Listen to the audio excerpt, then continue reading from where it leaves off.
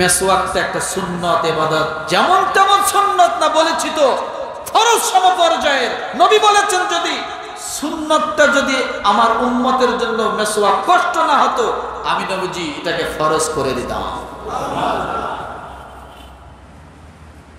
আপনি সেই মেসওয়াক এক হাতে ঢিলা ধরছেন, আর এক হাতে কি দাঁত ঘষতেছেন, এটা হলো? এটা হয় না। আবার আর এক দল দেখেন, পেশাব করার পরে ঢিলাটা ব্যবহার করলো, লুঙ্গির তল দিয়ে দিল।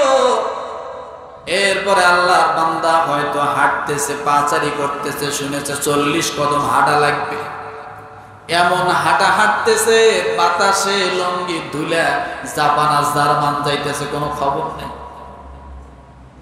বুঝেন নাই? কে বলেছে আপনাকে এইভাবে? ইসলাম তো শিষ্টাচার শিখায়, অভদ্রতা ইসলাম শিখায় না, শালীনতা শিখায়, অশালীনতা ইসলাম শিখায় না। আপনি ঢিলা ব্যবহার করে এই রকম হাই রোডের পাশ দিয়ে যদি আপনি হেঁটে যান, এই রোডে দিয়েই তো অনেক মা বোনেরা রাস্তায় হাঁটে, তাদের কি খারাপ লাগে না? খারাপ লাগে না?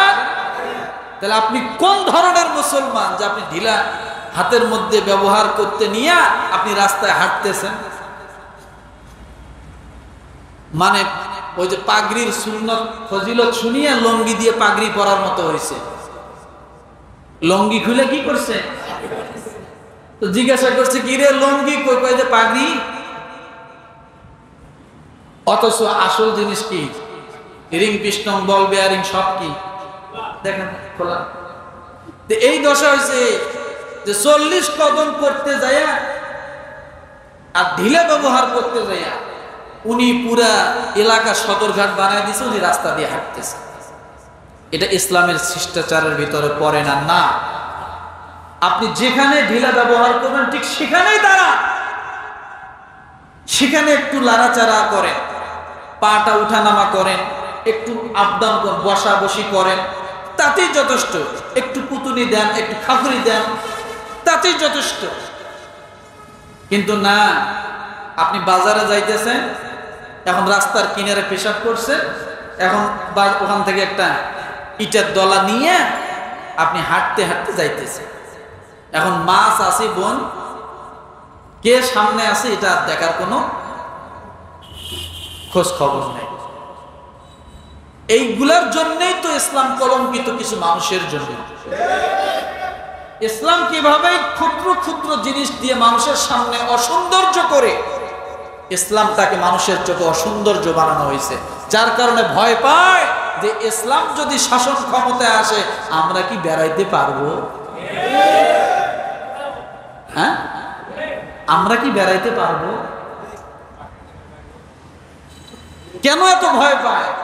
আমাদের কারণে, আমাদের কারণে। তাহলে আজ এখন থেকে আমরা যদি ঢিলাগুলো ব্যবহার করি, কিভাবে করব? জায়গায় দাঁড়িয়ে ওখানে একটু কুতুনি দেন, একটু লাড়া দেন, একটু নড়াচড়া দেন, তাতেই আলহামদুলিল্লাহ হয়ে যাবে।